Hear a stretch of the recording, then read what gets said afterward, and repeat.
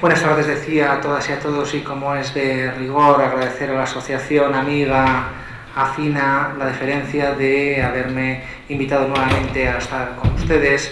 Confío en que asistentes a este acto pues no hayan visto mis anteriores intervenciones, porque la verdad es que hay determinadas cosas que tampoco podemos decir muchas cosas nuevas, se repiten.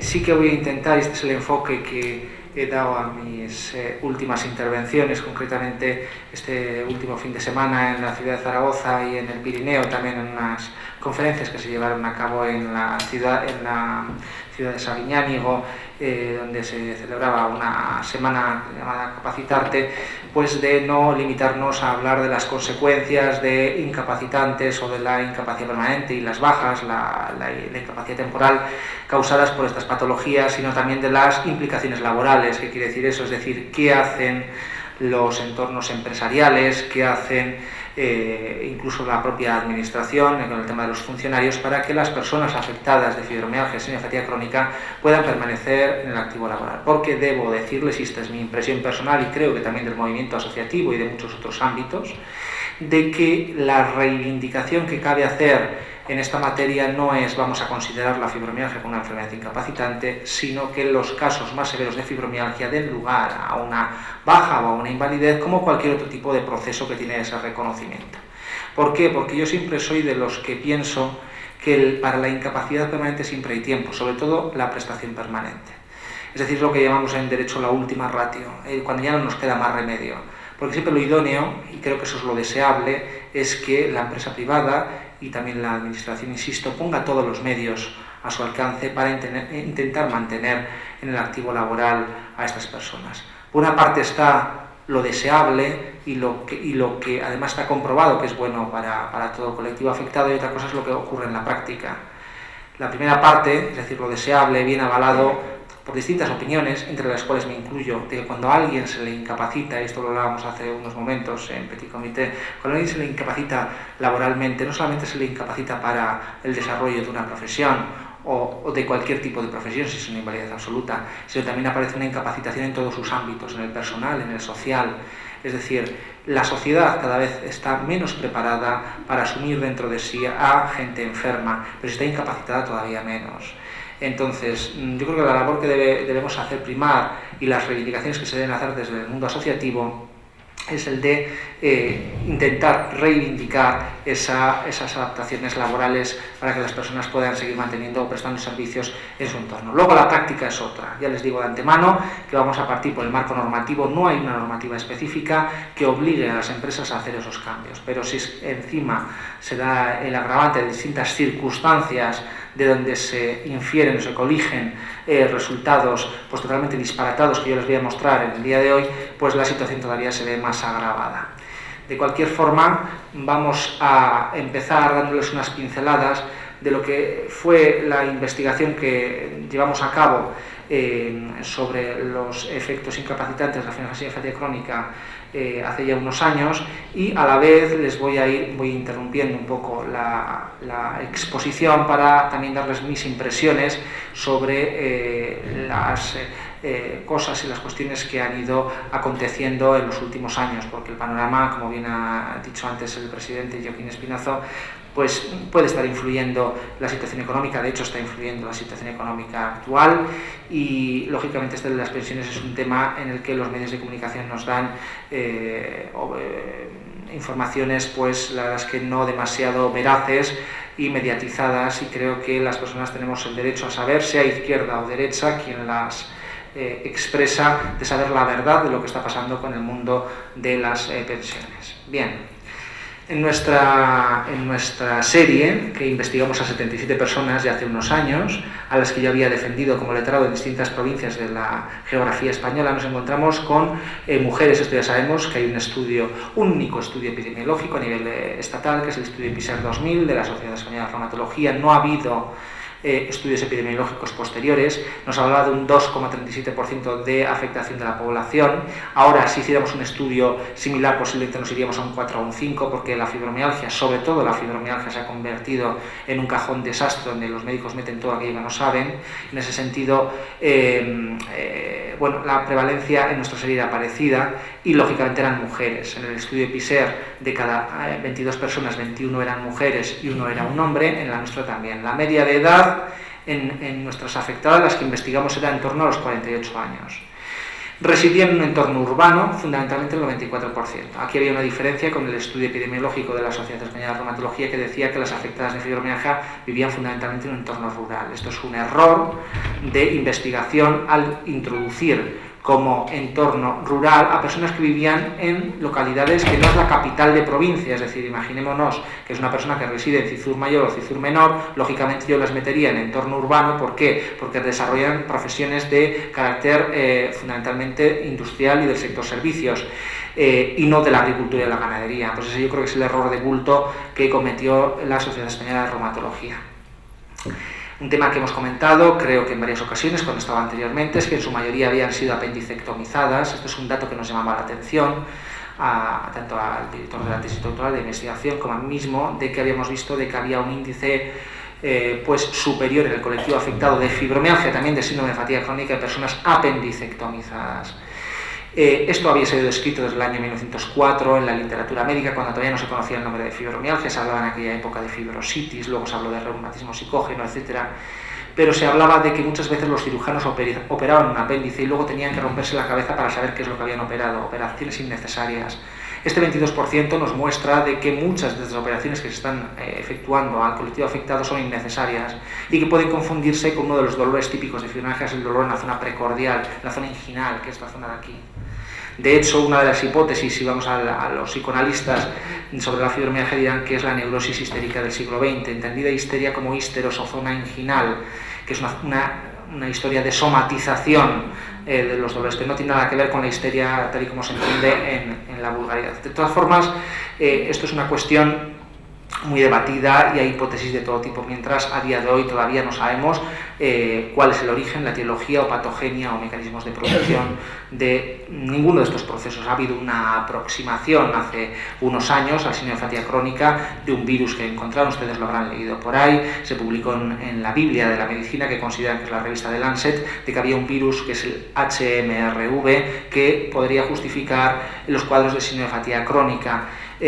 Luego se demostró de que el laboratorio no estaba en condiciones higiénicas, los resultados habían sido invalidados. Era una esperanza para el colectivo afectado. ¿Por qué? Pues porque se podrían ensayar distintos retrovirales que podrían, si no curar, mejorar ostensiblemente al cuadro afectado. A día de hoy seguimos en las mismas circunstancias y todo lo que nos manejamos en cuanto a lo que puede ocurrir en estas personas son prácticamente hipótesis.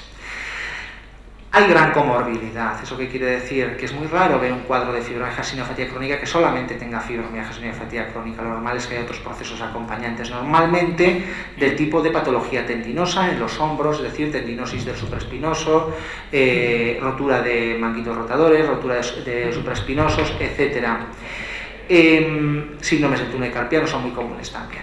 Ojo, siempre decimos lo mismo con las operaciones, sobre todo tendinosas, en este tipo de pacientes. Hay cirujanos que ya se niegan, yo entiendo que con muy buen criterio, a operar los supraespinosos cuando la persona además tiene el síndrome de fibromialgia. No se sabe por qué, porque no ha habido estudios al respecto, pero estas personas no quedan bien. Es decir, así como las operaciones a gente que tiene afectados sus hombros dan resultado, pueden dar, o en su mayoría dan resultados, en los cuadros de fibromialgia el pronóstico evolutivo es malo, el resultado de la operación. Los trastornos ansioso-depresivos son los más habituales. Lo normal es que una persona que esté dolorida y con cansancio pues tengan esta serie de complicaciones psicológicas. En nuestra serie, que eran personas, insisto, que habían acudido a por una invalidez, una incapacidad permanente, era en torno al 66% de los casos los que tenían complicaciones psicológicas. No es habitual encontrar otro tipo de diagnósticos que podríamos entender entre comillas más severos, tipo una depresión mayor o incluso, que los hemos visto también, una patología de tintes psicóticos. Aquí viene uno de los problemas que tiene sobre todo la fibromialgia y que les voy a exponer. Esto sí es una novedad, digamos, respecto a lo que está ocurriendo respecto a los criterios de clasificación. Vamos a ver, la fibromialgia, los criterios que ustedes conocen, que son los del Colegio Americano de Reumatólogos del año 1990, son, como bien conocen, y se lo han dicho hasta la saciedad, 18 puntos distribuidos a lo largo de la economía corporal, de los cuales al menos 11 tienen que ser dolorosos. Bien, vamos a partir del hecho de que esos criterios no se establecieron en su día como criterios para diagnosticar, sino para clasificar en Estados Unidos a un grupo de pacientes que presentaban dolor en esas zonas predefinidas. ¿Para qué? Para investigarles, sin más, pero no querían hacer un diagnóstico. Luego no se sabe por qué razón, con el tiempo, esos se han convertido en criterios diagnósticos. De hecho, Bennett, uno de los que participó en el Colegio Americano de Reumatólogos, decía con el tiempo, hemos creado un monstruo que ahora nos está devorando por la proliferación de diagnósticos que había habido. Bien, esto que ha venido ocurriendo a lo largo del tiempo y que nos han achacado siempre, que daba lugar a mucha subjetividad de los síntomas, porque el paciente dice que le presiona, dice que tiene dolor y le diagnostican criterios vagos, ahora se han reunido y han establecido unos criterios nuevos que se están utilizando, pero que están sin publicar, que yo sepa, en revista científica. Pero, lejos de mejorar, desde mi punto de vista, esto ha empeorado todavía, porque si la presión de los puntos era un criterio subjetivo, los nuevos criterios van en base a lo que le pregunta el médico al paciente, lo cual todavía más subjetividad. ¿Esto a qué va a dar lugar? Y es lo que hemos venido apreciando yo en el ámbito jurídico en el que me muevo, los médicos en el ámbito asistencial y seguro que en el ámbito asociativo también. A que dentro del cajón desastre que representa la fibromialgia estén metiendo diagnósticos de distinto tipo. Entonces, lo mismo podemos encontrar una fibromialgia pura, es decir, gente que tiene dolor en más de esos 11 puntos, pero no hay una patología subyacente que los justifique. Podemos encontrarnos entre una fibromialgia secundaria, aunque se ha abandonado esta clasificación, que imaginémonos una persona que tiene una artropatía psoriásica, una artritis reumatoide, etcétera, que son diagnósticos que tienen unos patrones lesionales. Por ejemplo, la espondilitis anquilopoyética tiene 3 criterios: que la persona tenga un factor genético, es decir, que haya un antecedente suyo en la familia, que tenga el patrón analítico, el HLA-B27 positivo o el antígeno de histocompatibilidad, y el factor radiológico, es decir, que la gammagrafía normalmente dé positiva. Es un diagnóstico clarísimo. Entonces, yo lo que no entiendo es por qué muchos reumatólogos, no todos afortunadamente, luego va al médico, va a su consulta, le presiona los puntos y dice, claro, me duele. Entonces, fibromialgia, pero claro, esa fibromialgia, esos dolores están causados por su patología artrítica de base. Desde mi punto de vista, no sería necesario diagnosticar adicionalmente una fibromialgia. Esto no es un problema real, pero si todavía vamos a ponernos en lo más límite, que yo lo he visto excepcionalmente, pero lo he visto, una patología psicótica, un enfermo mental de una patología grave, una esquizofrenia, una maníaco persecutoria, cualquier proceso de este tipo, va al reumatólogo, presiona los puntos y su patología mental hace que ¡ay, me duele! Claro, le diagnostica la fibromialgia, es un falso diagnóstico, porque lo que le pasa realmente a este hombre o a esta mujer es una patología de tipo psiquiátrico. Y eso creo que es un mal que le está haciendo la vaguedad, primero, de los criterios diagnósticos y segundo, la ligereza con la que se utilizan en determinados ámbitos asistenciales. Es un daño que se está generando en el ámbito de estos procesos de patologías. De cualquier forma, luego vamos a hablar de que existen distintos intentos tímidos, siquiera de ir viendo qué es lo que está ocurriendo y qué subyace en la etiología o origen de estas patologías. En la exploración física que realizábamos, la media de puntos sensibles de nuestra muestra era 16 y destacaban también los déficits de atención y concentración en un porcentaje abrumador del 61%. Hay que hacer la diferenciación oportuna entre afectación de funciones superiores y trastornos cognitivos. Es decir, estas personas iban a un neurólogo, le hacen todas las pruebas, resonancia craneal, PET, cualquier prueba que le hagan a nivel neurológico, van a salir rigurosamente normales. Pero lo cierto es que si se le practican a nivel funcional por una psicóloga con unos instrumentos psicométricos adecuados, el TABEC, el WISE-3, figura compleja de Rey, unos test, lo normal es que salgan déficit de atención, concentración, memoria a corto plazo, se le olvida lo que pasaba hace poco, no lo que pasaba hace mucho. Esto es muy habitual, actitud radipsíquica o lentitud en los pensamientos, ese tipo de cosas. Es muy habitual que te comenten que se les ha olvidado la olla en el fuego o dejar las llaves puestas en la puerta. Una justificación clara, aunque nos movemos en el ámbito de la hipótesis, es de que una persona que está totalmente con cansancio y dolor todo el día centra su atención en concentración en ese dolor y lo que pasa en el resto de actos de su vida cotidiana pasan desapercibidos. Pero también, y con esto no quiero asustarles, he ido viendo algún caso que esperemos que no ocurra en el suyo propio, que es que a lo largo de los años esa fibromialgia se pueda convertir en una patología neurológica de otro tipo. La fibromialgia pueda considerarse la antesala de lo que va a ocurrir en una edad más adulta, a partir de los 60, 60. Claro, nosotros tenemos una muestra ahora mismo en el mundo asociativo, yo también en mi trabajo, de unos 40 y tantos años, no sabemos qué va a pasar a partir de los 60. Gente que ha llegado a esa edad, yo he visto algún Parkinson, he visto alguna esclerosis, etc. Eso no quiere decir de que esto es una apreciación muy personal y no hay estudios seriados en este sentido.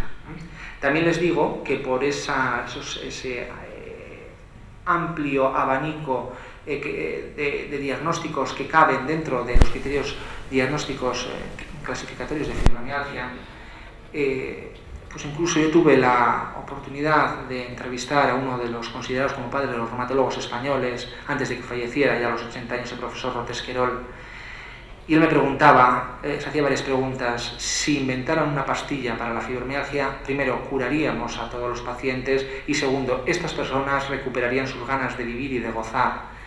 A la primera yo creo que no, por la razón que les he dicho. Habrá un sustrato de fibromialgias puras a las que podría curar, pero como hay falsos diagnósticos, eso va a ser imposible.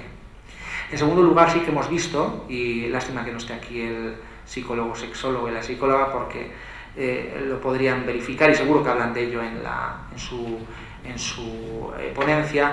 Hemos visto que hay yo no diría un perfil de personalidad que han intentado decir desde determinados ámbitos, concretamente el grupo del Dr. Mingote en el Hospital 12 de Octubre de Madrid hablaban de un patrón de personalidad tipo F, F de fibromialgia y F de fibromialgia. Yo no entiendo que haya patrones de personalidad, pero sí que es verdad que son gente normalmente pesimista y con anedonia. Anedonia es la dificultad para experimentar placer. Dentro de esta dificultad para experimentar placer está también el placer sexual. Por eso me alegra de que Joaquín haya organizado también una ponencia de un sexólogo, que es una cuestión de interferencia en las actividades de la vida diaria que debe tenerse en cuenta, porque está generando verdaderos lastres en las parejas de las afectadas, fundamentalmente mujeres, y que no sabemos tampoco si son previos, concomitantes o posteriores. Lógicamente, una persona que está en su situación, lo normal es que no tenga apetito sexual. Yo concretamente yo codirigí una tesis doctoral en este sentido, que dirigía magistralmente el doctor Franco, y la hemos dejado a medias, que precisamente una sexóloga era nuestra doctoranda y intentábamos clarificar qué había detrás de todo esto, ¿vale? Panorama laboral cada vez más complejo, cada vez, a pesar de que nos dicen que hay más medios técnicos que ayudan al individuo, al operario, pues la realidad nos muestra otra cosa, con el agravante de una situación de crisis económica que pues puede estar influyendo en los procesos productivos, en la forma en la que la gente se ve abocada a permanecer de baja y cuáles son los inconvenientes que encuentra durante la baja, incluso si le reconocen una invalidez o intentar que se la reconozcan. Ha habido varios cambios normativos, todos en perjuicio, debo decirles, del beneficiario, no el de fibromialgia, sino cualquier persona que se encuentre de baja. Esto políticamente queda muy bien, de decir que todo está bien, que todo está igual y de que no se recorta en el ámbito asistencial, pero la realidad es de que hay recortes y muchos, y cada vez más. Nos meten modificaciones en las leyes de presupuestos de cada año, este año mismo en disposición adicional con alevosía y nocturnidad, para que no nos enteremos, nos meten la varilla, y en este caso, lo único que han dicho prácticamente es de que antes, entre una baja de duración, ya saben ustedes, máximas de 365 días, un año, para volver a coger una baja por el mismo motivo había que esperar 6 meses de activo laboral, trabajando. Ahora se ha quedado en activo, es decir, darán la oportunidad de que esa persona se vaya a una excedencia y pasan esos 6 meses y puede cogerla, pero por contra, ya no solamente es cuando han agotado plazo, sino que hay una resolución denegatoria de invalidez. Desde ese momento tampoco puede coger la baja sin pasar 6 meses. Y los cambios han sido muchos, me cansaría de enumerárselos. De hecho, mi próximo trabajo, que si Dios quiere verá la luz para verano o incluso para inicio del próximo curso, no es un trabajo específico sobre fibromialgia, sino es un libro que se va a titular El libro verde de las incapacidades laborales. Este es un libro que hasta ahora no se ha hecho en el derecho, yo creo que en general, porque se pensaba que el derecho era patrimonio exclusivo del abogado, de los jueces. Yo me he dado cuenta durante casi 15 años dedicado y trabajando con personas afectadas y gente enferma que mis clientes no son tontos en absoluto, y que lo que sí puedo cerciorarme es que cuando mis clientes llegaban a donde mí, muchas veces venían mal informados y con derechos que habían perdido. Gente que no estaba sellando su cartilla de paro para tener una situación asimilada a la alta que le daba derecho a la invalidez, gente que había cogido la baja sin saber dentro del desempleo y había comido toda su prestación, bueno, miles de cuestiones. Lo que pretende el libro verde de las incapacidades laborales es un libro que no se va a vender en librerías jurídicas, o a lo mejor sí, pero sobre todo yo creo que se venda en el Corte Inglés, en Eroski, donde pueda encontrarlo la gente. Es con un lenguaje sencillo encontrar todas las cuestiones que son de interés para una persona. Es decir, estamos en una situación tan grave la que nos obliga la administración actualmente a quien se encuentra de baja o pendiente de un proceso de invalidez, que el afectado necesita un instrumento para, al menos, aunque luego consulte con un profesional, pero tener las mínimas pautas de autoayuda. Entonces le va a decir, pues, por ejemplo, hay una parte que es quiero saber. Entonces se plantea el problema, cada temática, quiero saber más, si quiere profundizar un poquito más. ¿Cómo lo hago? Se le plantean pues, algunos escritos fáciles que él mismo puede hacer. Explícamelo, en el que yo bueno, pues comento, doy algún tipo de explicación. El caso, que son casos reales, para que vean el ejemplo, o las claves que es de todo el tema, pues 2 o 3 cuestiones con las que las personas se pueden manejar en cada ámbito. Nada de rollos y con cosas muy sucintas. Gracias por dejarme en este impasse hacerme publicidad de mi próximo libro, es broma, pero creo sinceramente que va a ser algo que me agradecerán a un precio además muy asequible. O sea que no es una cuestión de publicidad, es una cuestión de vocación, créanme. Bueno, dicho esto, dime en qué trabajas y te diré lo que padeces. Esta es una composición precisamente que preparé para una jornada que hubo en Madrid hace escasamente un año, en mayo pasado, en el que tuve el gusto de intervenir, y nos reunimos por primera vez abogados, graduados sociales, magistrados, incluso intervinieron y fueron compañeros míos de mesa, magistrados del Tribunal Supremo, el presidente del Tribunal Supremo, y se habló específicamente sobre fibromialgia y fatiga crónica y pusimos unas pautas en común. Cierto es que muchas veces en este tipo de encuentros se comentan cosas y luego realmente pues no se llevan a la práctica. Pero bueno, no está de más que los sectores implicados en este tipo de procesos se vayan sensibilizando y bueno, pues vayan asumiendo de que las cosas tienen que ir cambiando. Por ejemplo, ahora mismo, hace ya 1 o 2 años, el Instituto Nacional de Seguridad Social ha sacado un manual que se llama Manual de Actuación de Facultativos del INS, que es un manual interno, en el que dicen cómo tiene que valorarse a las distintas enfermedades en general, a los que se asignan un grado funcional 1, 2, 3, leve, moderado, severo. Bien, lo que dicen sobre fibromialgia, además de lindezas del tipo D, que se las comenté al presidente de la Asociación de Navarra, que me parece totalmente denunciable, del tipo de que los medios de comunicación y las asociaciones estábamos haciendo un mal a los afectados de fibromialgia porque les estábamos dando informaciones falsas, es una de las cosas que estaba diciendo sobre la enfermedad. Pues aparte de eso se nos dice que nada más se reconocerá la invalidez en la vía administrativa cuando la persona afectada de fibromialgia tenga una limitación de movilidad pasiva. ¿Eso qué quiere decir? Si a usted le dice el explorador levante el brazo y no puede levantar más que aquí porque a partir de aquí le duele, eso es movilidad activa. Pero si el explorador le dice usted puede y le fuerza la articulación, eso es movilidad pasiva. Es muy raro que una persona de fibromialgia tenga una limitación de movilidad pasiva.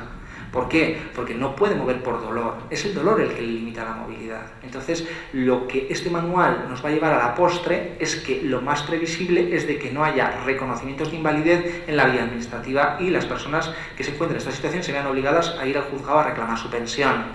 De cualquier forma, el contenido predominante de la profesión, en la muestra nuestra, era sobre todo desempeñaban profesiones de tipo físico, ayudantes de cocina, limpiadoras, auxiliares de geriatría, en un 59% de los casos. Las unidades del dolor intervenían en pocas ocasiones, en estos casos, en torno al 30%. La unidad del dolor es una cuestión controvertida, si deben intervenir o no. Cierto es de que poco o nada pueden hacer, porque se ha demostrado que el dolor típico de fibromialgia es un dolor específico. Se habla, hay estudios que hablan de que es un dolor neuropático, no es un dolor nociceptivo, es decir, el dolor nociceptivo, para que me hagan ustedes una idea, aunque no es exactamente eso, se hacen una quemadura, a ustedes le quema difícilmente. El dolor neuropático es un dolor en el que está implicado el sistema nervioso central. Ese tipo de dolor es diferente que incluso un dolor oncológico.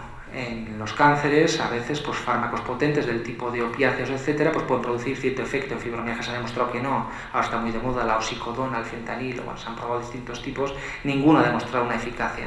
Lo que puede hacer la unidad del dolor, por lo tanto, es poco, pero lo que no deben permitir en esta comunidad autónoma es lo que está ocurriendo en otras, por ejemplo la de Aragón, que es que cuando una persona tiene solamente fibromialgia no le admiten la interconsulta en la unidad del dolor, la rechazan. Hay casos en los que la unidad del dolor tiene que intervenir para ajustar los tratamientos. Bien, hubo un tiempo en el que se decía que si ibas a la unidad del dolor estabas más grave de cara a una invalidez que si no ibas.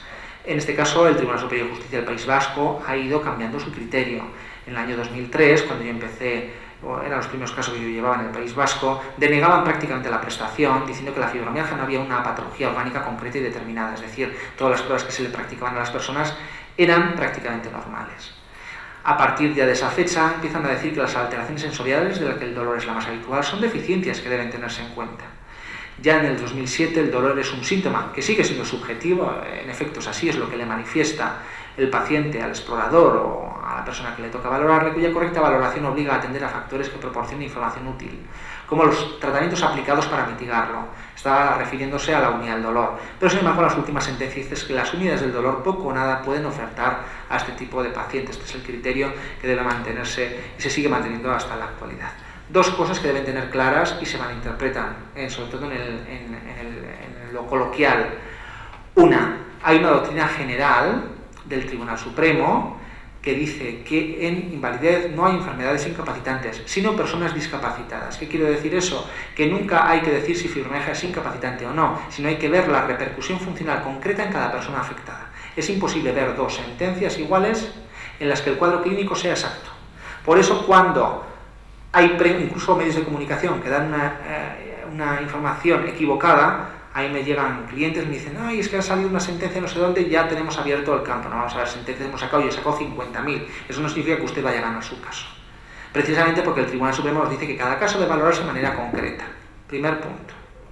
Segundo punto, aunque hay matizaciones, lo que viene a decir también los distintos, esto más que el Tribunal Supremo, los Tribunales Superiores de Justicia, es de que la fibromialgia bien acreditada y los casos más severos, es decir, cuando hay unos parámetros exploratorios bien determinados, contraindica el desempeño de profesiones que llevan carga física continuada, que no hace falta que sea una carga física extenuante, no hace falta que se derrengue, sino que sea continuada, una limpiadora. Hablo en femenino y profesiones fundamentalmente femeninas porque son las mayormente afectadas. Una fibromialgia, una ayudante de cocina, una limpiadora, una ayudante de cocina, efectivamente son profesiones que no tienen una carga física extenuante, pero sí continuada. Incluso el Tribunal Superior de Justicia del País Vasco nos ha dicho que hasta una dependienta conlleva su ejercicio profesional una carga física continuada y además el despliegue de una energía vital importante por el trato continuado con terceros clientes del establecimiento, que por ejemplo no podrá llevar a cabo una persona con un síndrome de fatiga crónica de grado importante o grado 3 que se le vienen aplicando en determinados ámbitos asistenciales, como el Hospital Clínico de Barcelona, que le aplican grados. Esto es un tema que también es una novedad y estamos empezando a verlo en sentencias de distintas comunidades autónomas. El calificar la fibromialgia en un grado determinado. No son unos criterios universalmente aceptados, pero sí, dentro de lo posible, lo idóneo es empezar a calificar la fibromialgia en el grado que corresponda, en números romanos suele ser, grado 1 leve, grado 2 moderado, grado 3 severo, incluso hay un grado 4 que está reservado para personas con seria interferencia en las actividades de la vida diaria, personas que están abocadas al encamamiento diurno, es decir, que el mínimo esfuerzo le genera que tenga que irse a la cama, etc. Complicado el que lo lleven a cabo algunos especialistas que no sean los propios del Hospital Clínico, que son los que elaboraron estos criterios, pero yo esto lo he visto ya en el Tribunal Superior de Justicia de Madrid, en el Tribunal Superior de Justicia de Cataluña y he insinuado en el del País Vasco. Y es complicado. Y también puede resultar ser una solución hasta injusta. Es decir, porque he llegado a ver de que se reconoce la pensión cuando aparece este grado sin valorar el resto del cuadro. Y puede ser que el criterio del facultativo, que no es un dios, el que lo pone, no sea exacto y no esté corroborado por el resto de informes. Entonces yo me he encontrado con eso, con casos que dices, esto no va a prosperar, lo llevas al Tribunal Superior de Justicia, revoca la pensión del juez inferior, que había denegado la pensión de incapacidad permanente, y dice, como este informe aparece una fibromialgia en grado 3, pues le voy a reconocer la pensión de invalidez permanente total o absoluta, el grado que corresponda. Eso desde mi punto de vista es una solución injusta, porque puede dejarse en el tintero también otras circunstancias del cuadro clínico de la persona, o viceversa, gente que tiene una clínica muy severa, acreditada en informes, pero nadie le ha puesto que sea un grado 3 o un grado 4. Soluciones, todo lo que es una solución absoluta suelen ser habitualmente soluciones injustas. Estamos despistados y seguimos todos despistados. El criterio de los EBI, ya se lo he anticipado antes, de los equipos de valoración de incapacidades, lo que se mal conoce como tribunales médicos, es no favorable a la incapacitación. Casi siempre concluyen sus informes de valoración médica o de síntesis, que son los que elaboran cuando valoran a una persona afectada, que las afectadas deben seguir medidas higiénico-posturales en el trabajo. Es decir, que si tiene una limitación, unas contracturas musculares, una limitación dolorosa de la movilidad, por ejemplo a nivel lumbar, pues que intente no agacharse demasiado en el trabajo. Claro, aquí nos encontramos con dos inconvenientes. No existe ninguna normativa que obligue al empresario a adaptar los puestos de trabajo. Y por lo tanto, lo normal, si yo fuera empresario, es que haría lo mismo. Es decir, cuando le aparece una persona con fibromialgia que tiene muchas bajas, lo normal, y esto es muy habitual y lo vemos mucho en el despacho, es que se levanten las alarmas y el empresario diga, pues bueno, vamos a llegar a un acuerdo y te mando al desempleo. Normalmente sin indemnización alguna, porque le pacta un despido para mandarle al desempleo y ya está. Es el despido más barato y me quita un trabajador de en medio. Esto es lo habitual. Hay otras formas de adecuar el puesto de trabajo, pero siempre en perjuicio del afectado, que luego vamos a ver.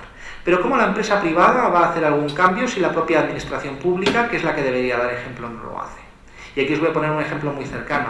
Se convocaron en el año 2006 aquí en esta comunidad autónoma, la comunidad foral, 108 plazas del cuerpo de la policía foral, en una resolución que apareció publicada el 9 de octubre de dicho año. En el cuadro de exclusiones médicas, es decir, personas que no podían optar a ser policía foral, se hablaba de procesos articulares o la osteoporosis con la coletilla según repercusión funcional. ¿Esto qué quiere decir? Que una persona que tenía una patología artrítica, una patología inflamatoria o que genera deformidad en las articulaciones, podría ser policía, pero dependiendo de cuál fuera su afectación funcional. Cómo afectaría a su funcionalidad, pues en extremidades, superiores, inferiores o columna. Sin embargo, cuando llegaba al capítulo de la fibromialgia, se excluía sin excepciones. Nadie que padezca fibromialgia puede acceder a ser policía foral. Esto es preocupante, esto es denunciable. Esto es denunciable, yo creo que además jurídicamente y también socialmente.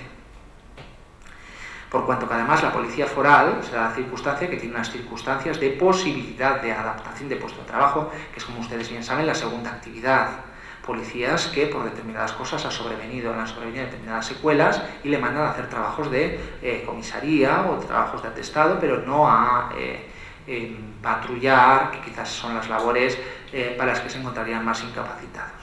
Es decir, la fibromialgia es una patología de segunda o de tercera, con mucho prejuicio por parte de quien tiene que valorarla, pero luego resulta que cuando hay que excluirla, porque va a dar lugar a problemas, la excluyen directamente cuando no hacen lo mismo con el resto de procesos articulares o osteoporosis, por ejemplo, como pueden ver ustedes aquí. Nos dice también los EBI que practicarán ejercicio físico de manera regular, pero bien es sabido y hay estudios hechos, se trata de un ejercicio físico suave, de tipo estiramientos, yoga, tai chi, adecuación muscular. Nada tiene que ver con el trabajo. Esto es una alegación que nos suelen hacer los letrados del INS muy habitualmente en los juicios. No tiene nada que ver el trabajo, la carga física del trabajo, con el ejercicio que se pauta. Y dice, se podrán causar ITs, es decir, bajas en las fases de más dolor, ¿vale? Pero es que nos encontramos con un sistema muy perverso, en el que yo, como les he dicho previamente, las normativas nos están limitando la posibilidad de coger bajas a las personas. Entonces los abogados ahora mismo tenemos que hacer dos funciones cuando nos llega un caso, que es defender el caso a efectos de invalidez y recomendar o rompernos la cabeza de cómo esta persona, hasta que le salga el juicio, que ahora mismo están masificados los juzgados, y aquí en Pamplona, por ejemplo, podemos tardar perfectamente año y medio, cómo a esa persona le podemos reponer de nuevo a la situación de baja médica, porque no está en disposición de trabajar 6 meses más de activo laboral. Ahora les han dado la gracia de poderse coger una excedencia, claro, sin cobrar y sin cotizar, durante esos 6 meses. Pero claro, nos dice la ley que por el mismo motivo no pueden coger la baja en 180 días más. Entonces, bueno, pues primero que sepan que tienen derecho a las vacaciones de años anteriores, ya por sentencia del Tribunal Supremo y del Europeo de Justicia, que dice que las vacaciones no solamente tienen que ver con el tiempo de disfrute, mejor dicho, de descanso de la persona, porque lógicamente en la baja se descansa, sino también de disfrute, es decir, de abstraerse del activo laboral. Si una persona está de baja, no está abstraída, por lo tanto tiene derecho a consumir esas vacaciones cuando sale de la baja. Entonces, con esas vacaciones pues ya ganamos un mes o mes y medio, dependiendo del tiempo que haya estado de baja anteriormente, y luego siempre nos da tiempo a los letrados a buscar un nuevo diagnóstico, que a veces hasta nos lo tenemos que inventar. Y si no, pues la persona pues tiene que incorporarse como pueda, pero insisto, un sistema perverso, cada vez más limitativo, y en el marco de que lo asistencial está muy de moda decir en los medios de comunicación que nos ha recortado en lo asistencial, pero es que nuestro modelo, y esto siempre lo voy a decir, es el modelo alemán, no es el modelo anglosajón. El modelo alemán de seguridad social es el que paga, cobra, y el que no paga, cobra si sobra. Y me ha hecho un pareado. Pero es así, es decir, queda muy bien de cara a la galería decir que al inmigrante, que yo no tengo nada en contra, o a la mujer maltratada, que hay que ayudarla, obviamente se le paga una pensión. Pero claro, nos encontramos que no hay dinero para todos. Entonces, hay que primar lo contributivo, es decir, la persona que ha cotizado respecto al asistencial. Aquí opiniones para todo tipo. Desde mi punto de vista, sí. Por el modelo de sistema, el sistema alemán, el sistema bismarckiano al que nos encontramos. Cuando digo que no hay dinero para todos, es de que nos dicen que se ha tocado solo parcialmente la caja única de seguridad social, pero el petit comité se dice que ya está terminada hace tiempo, y se nos dice también que de cada 2 personas que ahora mismo están trabajando están sosteniendo una pensión, que bien puede ser de jubilación, de invalidez y sobre todo desempleo. Entonces no hay dinero para todo, y es mejor para los gobiernos, sean de izquierdas o de derechas, no tiene nada que ver con el signo político, decir que se está cubriendo lo asistencial. Pero claro, lo que yo estoy viendo en el despacho y los que trabajamos es que se está penalizando mucho lo contributivo, lo de las personas que han cotizado y que requieren unos periodos de carencia de cotización para acceder a la pensión. Bien, no sé si me hará caso, pues me parece que no quiere trabajar. Ahora sí. Ahora me pasa todos seguidos, espera a ver. Volvemos. La flecha hacia atrás, Lorea, igual con esta, aquí, ¿verdad? Me había quedado, sí. Bien, los procesos judiciales a donde se ven abocadas todas estas personas, en aquel momento, de todos los casos que se llevaban a juzgado, prosperaban en torno al 44% de los casos. Ahora hablaríamos, los años posteriores, del 50-60% de todos los asuntos.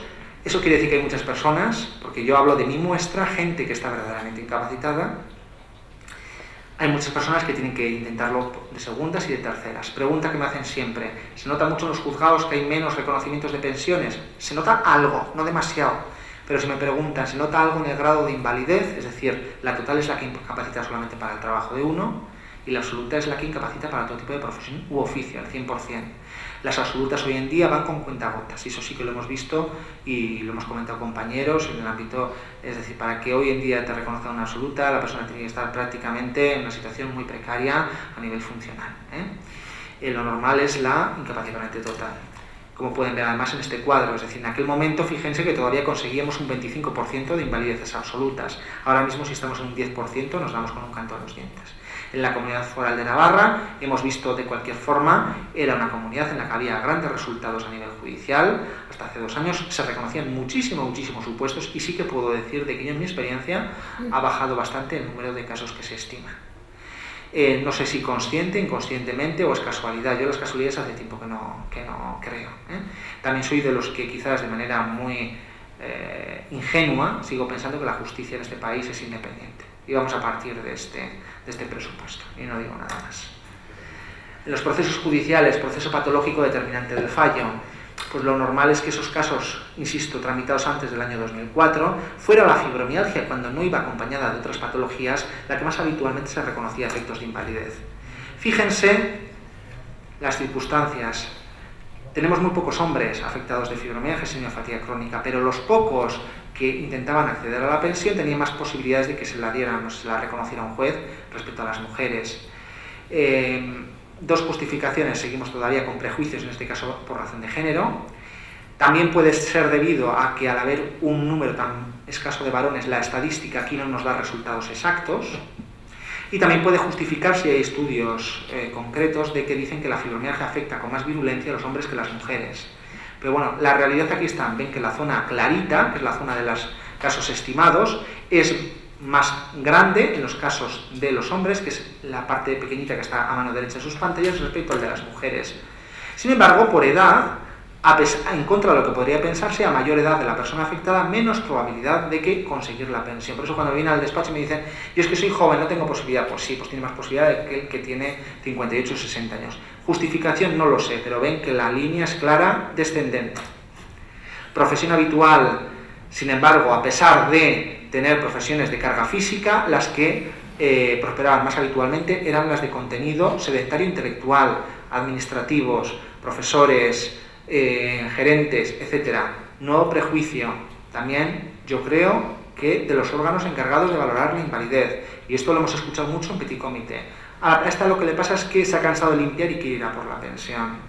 Entonces, sin embargo, profesor de la universidad, hoy esto es una profesión vocacional y realmente si no estuviera mal no vendría y no querría perder su puesto. Esto es lo mismo que ocurre, y lo contaba el otro día una persona con la que coincidí en unas conferencias de patología alimentaria.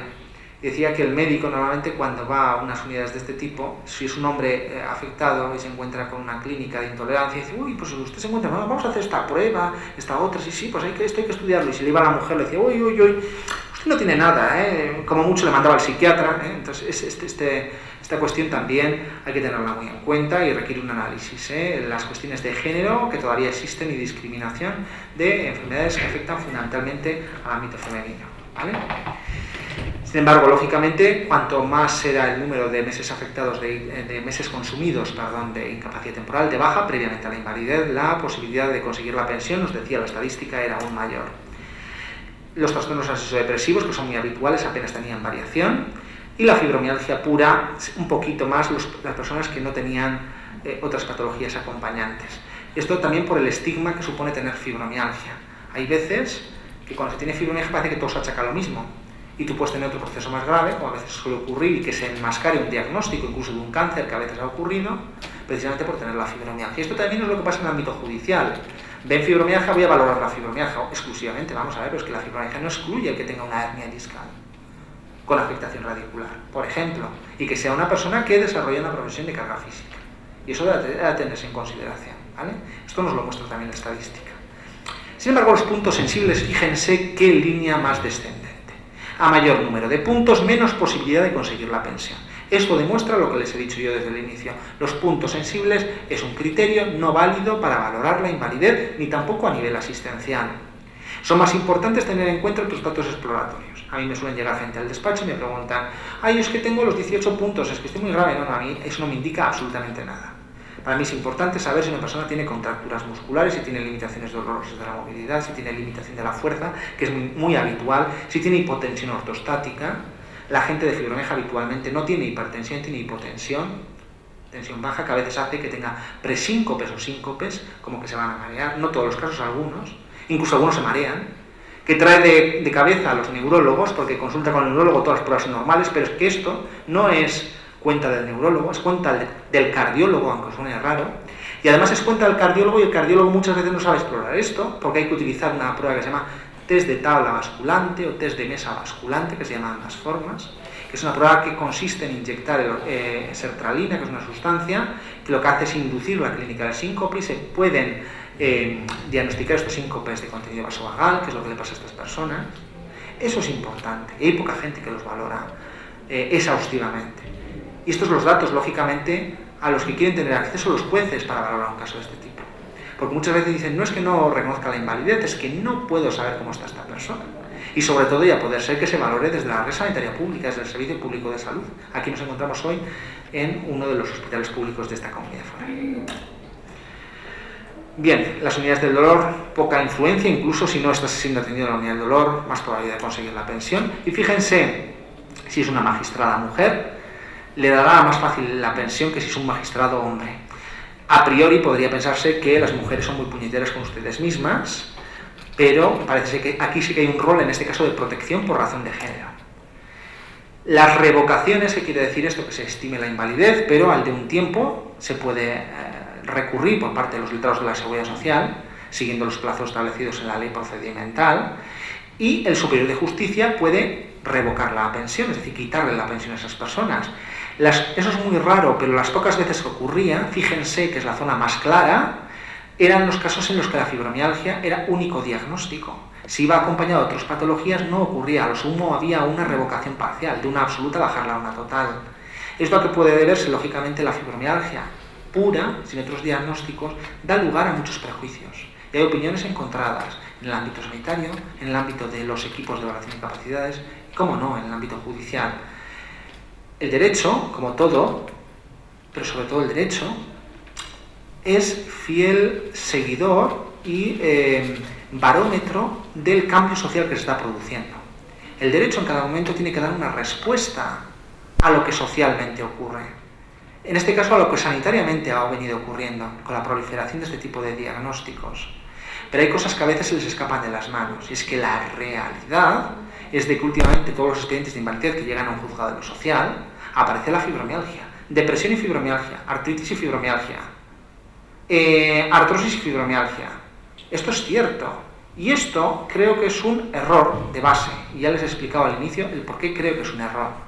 Creo que es una sobredimensionar el diagnóstico, sin perjuicio de los nuevos diagnósticos de los que les voy a hablar a continuación. Bien, de cualquier forma, coste farmacéutico de nuestra muestra, los fármacos más habituales, era de 1.634 euros, y ya les dije en anteriores ocasiones que representaban antes del 2004 el 14% de todas las pensiones de invalidez absoluta y total que se dan en nuestro país, el 22% de todo el dinero que se destina a estas partidas. Si hoy haríamos el análisis, todavía nos encontraríamos, por la razón que les he dicho, de que el diagnóstico de fibromialgia está en prácticamente todos los cuadros que llegan a los juzgados, nos encontraríamos con un porcentaje todavía más abrumador. Un verdadero problema de salud pública. Por lo tanto, prejuicios de razón social, de no terminar de creerse lo que ocurre, porque vivimos en una sociedad bastante injusta, de la que no nos podemos abstraer, y también razones lógicamente económicas. No nos vayamos a engañar, la economía influye en todo y en esto no podía ser menos. Voy terminando el estudio EPIFAC. Esto es una cuestión nueva que quiero comentar con ustedes. Se ha desarrollado en la Fundación de Afectados y Afectadas de Fibromialgia y Sinenfatia Crónica, que así no les sonará posiblemente a nada, pero si les digo que es la que preside o presidía la diputada socialista catalana Manuela de Madre, les sonará un poquito más. Es un estudio que se hizo posterior al mío y que está sin publicar. Y voy a empezar a hacer una crítica, porque además es que no tengo por qué evitar de hacerla. Lo que no se publica es porque no cuenta con los rigores procedimentales para poder publicarlo. Es decir, porque, no, modestia aparte, mi tesis doctoral, la que se ha hablado hasta ahora, está publicada en varias revistas. Esta está sin publicar. Error básico. Tú lo que no puedes pretender, noción primera de un investigador. Cuando tú tratas de investigar una cuestión, tienes que partir de otras investigaciones del mismo tema que se han hecho con anterioridad. Y una de las únicas investigaciones sobre el plano laboral que se habían hecho con anterioridad era la mía, que sí que estaba citada en otros estudios, como el del defensor del usuario, creo que es del defensor del pueblo, perdón, de Castilla-La Mancha, defensor del paciente de Madrid. Hay un estudio también de varios magistrados del Tribunal Superior de Justicia de Cataluña y parten de mi tesis doctoral que fue publicada. Sin embargo, nos encontramos que hay gente, se piensa que es tan autosuficiente, pues que no parte de resultados previos. Eso no quiere decir, el que esté sin publicar, que los resultados que parece a los que llegan me parezcan interesantes y mi obligación sea transmitírselos. Es decir, una es la crítica metodológica que hago y otra cosa son los datos que se irrogan del mismo. Estudió el impacto familiar, laboral, social y económico de la fibromialgia. Estas personas tenían una media de edad de 52 años. Bien, más o menos lo que está estipulado en casi todos los trabajos. El 67% refería a tener dificultades en las relaciones sexuales, por eso es importante la tercera ponencia que vamos a ver esta tarde, y el médico mejor valorado es el de familia. Sin embargo, se proponía la creación de unidades multidisciplinares. El eterno debate, ¿se debe crear una unidad interdisciplinar en cada comunidad autónoma? Hay opiniones a favor, serán ustedes tratados por varios especialistas, pero también quiero que entiendan otro criterio, y es que si esto fuera así, todas las enfermedades tendrían que tener una unidad específica.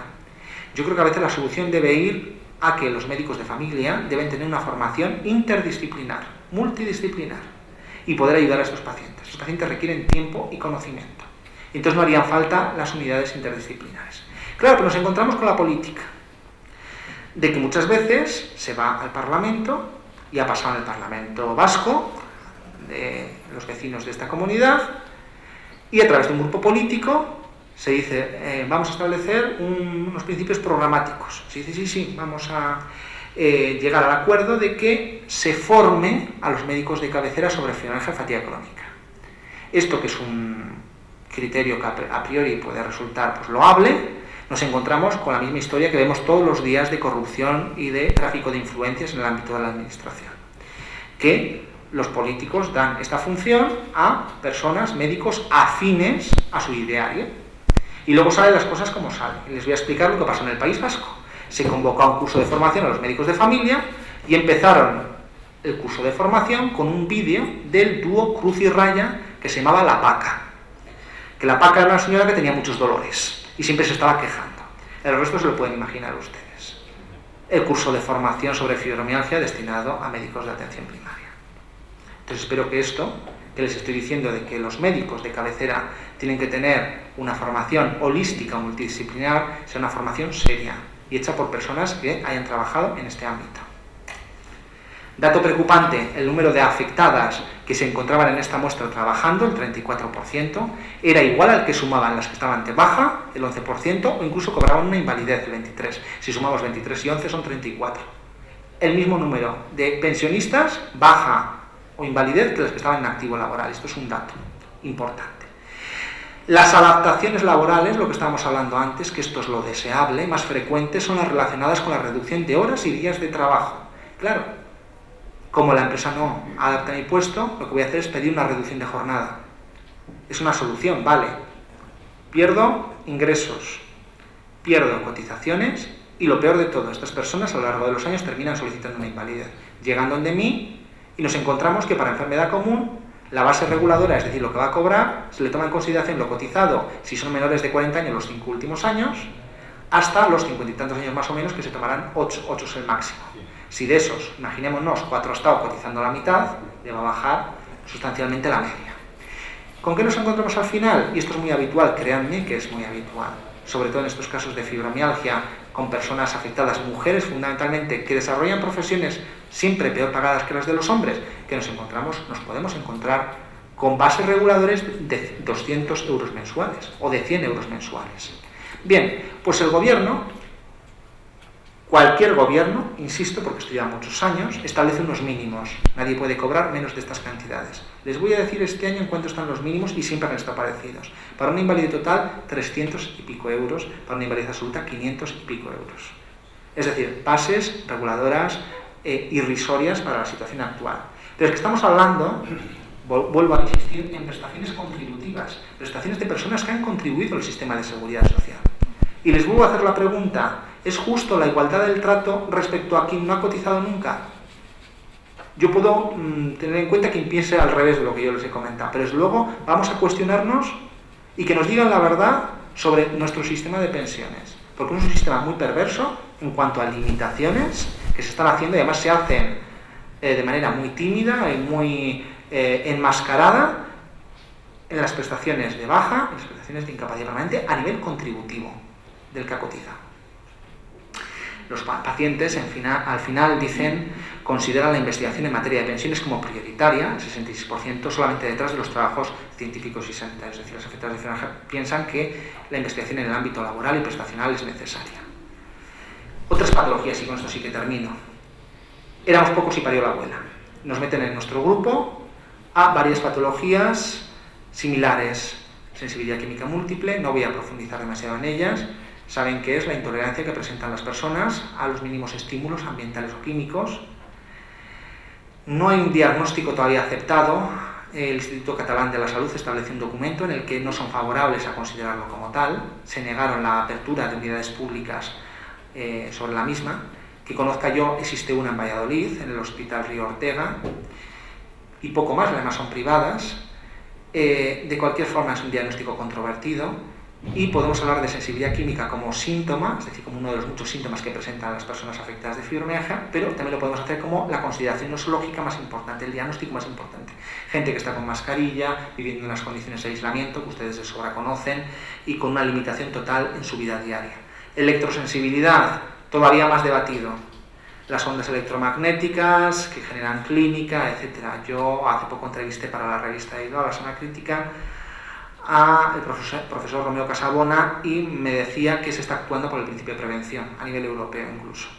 Eso quiere decir de que no se ha establecido una relación causa-efecto entre esas ondas, por ejemplo, de los teléfonos, por ejemplo, digo, porque hay muchas otras cosas, y el resultado dañoso.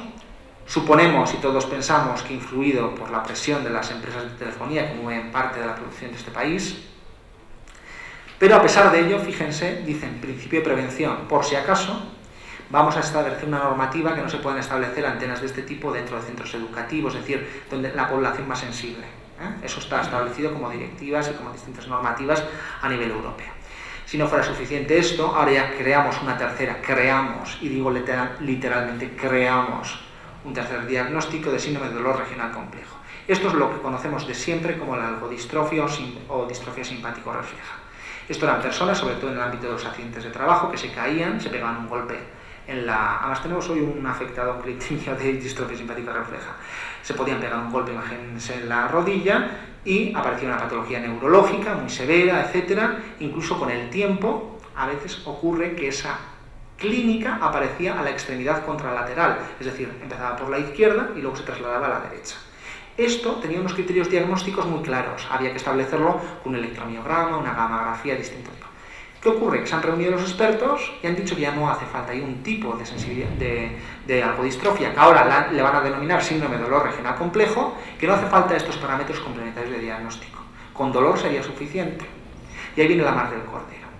Si nos metemos en determinadas páginas web, por ejemplo al Instituto Ferran de Reumatología en Barcelona, podemos encontrar que se hace mucho hincapié en esta patología como clínica general y tiene bastante bibliografía sobre el tema. En la práctica, ¿qué es lo que yo he ido viendo en el despacho? Pues que me estaban empezando a venir, afortunadamente he visto ya menos últimamente, casos claros como de fibromialgia o otras patologías que ya estaban incluso metiéndose como síndrome de dolor regional complejo, es decir, otro proceso con criterios clasificatorios muy amplios donde meter todas estas cosas. Y esto creo que no hace flaco favor al colectivo de afectados. Yo aquí en el tercer, los otros dos lo voy a dejar entre comillas, pero en este tercero síndrome de dolor regional complejo soy tajante de que esto es la algodistrofia de toda la vida y debe de seguir siéndolo. Hace poco entrevisté a la de la unidad del dolor, la jefa de la unidad del dolor del Hospital Clínico de Zaragoza, le pedí un artículo sobre el tema y me decía, es que Javier, no tiene nada que ver el síndrome de dolor regional complejo con la fibromialgia. Digo, ya lo sé, yo te digo la práctica, lo que yo estoy viendo que está ocurriendo. Entonces, cuidado con esto. Creo que esto es peligroso en todos los ámbitos. El Ministerio ya hace muchos años, al inicio de la década, decía que se debería avanzar en la elaboración de protocolos para evaluación de incapacidad en relación con la profesión habitual, con cualquier profesión remunerada. Estamos en las mismas. Yo llevo trabajando muchos años y poco se ha avanzado en este sentido y los protocolos además sirven para incumplirlos. Para eso es para lo que sirven los protocolos. ¿Cómo se van consiguiendo cosas o van cambiando los criterios? Pues trabajando en el día a día, vamos viendo cuáles son la evolución de las cosas. No quiero que salgan ustedes con una idea pesimista de lo que les he comentado. Quiero que salgan con una idea realista y con una idea de que se trabaja para intentar solventar los problemas, pero que a veces no es fácil. A veces no es fácil, por eso yo siempre soy partidario de la adecuación laboral y dejar la incapacitación para el final, cuando no cabe más posibilidad, en los casos más severos, de curso de la patología de fibromialgia y del síndrome de fatiga crónica. Que por cierto no les he comentado que tienen una base similar, hay quien considera que es lo mismo, pero bueno, yo cada vez pienso que hay pequeñas diferencias. Entre las diferencias de los criterios diagnósticos podemos establecer dos síntomas, en mi experiencia, que esto no está publicado, pero mi experiencia es así. Uno sí que está dentro de los criterios de Fukuda de síndrome de fatiga crónica, que es el aumento de los ganglios laterocervicales que están por aquí, o las axilares debajo de las axilas, cosa que en fibromialgia no se da, o las febrículas pequeñas, décimas de fiebre, que no se dan tampoco habitualmente en fibromialgia. Normalmente el afectado de síndrome de fatiga crónica solo, porque a veces concurren las dos, solo síndrome de fatiga crónica, tiene un aspecto, una facies más de abatimiento, etcétera. Yo he llevado incluso a juicio gente con muletas, incluso en silla de ruedas. Y normalmente en fibromialgia lo que me cuentan siempre las afectadas es, me dicen que tengo buena cara, es decir, igual esto no es tan visible. Entonces yo creo que sí que cada vez habrá algunos mecanismos que permitan determinarlas con un poco más de precisión, y ver lo que hay en una y ver lo que hay en otra. De momento podemos decir que en el síndrome de fatiga crónica el síntoma principal es la fatiga, el cansancio, la fibromialgia, el dolor. Y viceversa, el segundo síntoma de la fibromialgia es el cansancio y el segundo, el síndrome de fatiga crónica, es el dolor. Y sí que interesa, y siempre que la gente me viene al despacho y me consulta, que quien se intuye que tiene un síndrome de fatiga crónica acuda a una unidad de síndrome de fatiga crónica, al menos para el diagnóstico. A Barcelona, por ejemplo, que es donde hay, porque aquí en la Comunidad Foral de Navarra no hay ninguna unidad específica. Aquí nadie puede saber de todo, y a veces unas cosas tan específicas. Yo soy partidario, al menos una consulta, una segunda opinión, ser atendida a una unidad específica de este tipo. Los mensajes son eternos en este sentido, y debo decirles que pasarán, si es mi hijo, que está luego por ahí muy orgulloso, pasará tiempo hasta poder movilizar las situaciones en las que les he comentado estamos, porque siempre va a haber ahí un sustrato inamovible, sobre todo, insisto, motivado por el prejuicio personal ya no solamente de sectores implicados en el estudio y tratamiento de estos procesos, sino que incluso también en el plano social. Cuando no hay algo que justifique lo que nos ocurre en el ámbito social, siempre da lugar a la desconfianza. Y ahora más que nunca, porque, insisto, vivimos una sociedad muy egoísta, que debemos intentar cambiar pautas, por cuanto que si el egoísmo aparece en todos los ámbitos de la vida, pues cuando nos encontramos con personas incapacitadas y personas pues, que se han visto abocadas a esta triste realidad, pues muchísimo más. Les decía, este sí que es mi hijo, David, que no ha sido posible que acuda hoy, pero sí que me acompaña a todas las conferencias. Este fin de semana está conmigo y le encanta, me escucha siempre. Además, el otro día me dice, papi, pues les voy a decir, escríbeme lo que haces todos los días en el colegio, me lo escribe al ordenador, y me ponía algo así como, Alicia le ha roto un diente a no sé quién, no se ha dado cuenta y tal. Decía, y, coma, como te he dicho antes, coma, le digo, eso que escucha su padre, y se va a volver más pedante todavía que su padre. Le hace mucha ilusión que ponga sus fotos en los PowerPoints. No ha diseñado esta presentación porque la ha hecho Juan, mi ayudante, pero sabe hacer PowerPoints. Es un niño muy listo, no es porque sea mi hijo, no es amor del padre. Si estuviera aquí disfrutaría mucho. Muchísimas gracias, ha sido un placer, y dejo el turno a la psicóloga y a la sexóloga, y al sexólogo, que será un honor escucharles. Muchísimas gracias.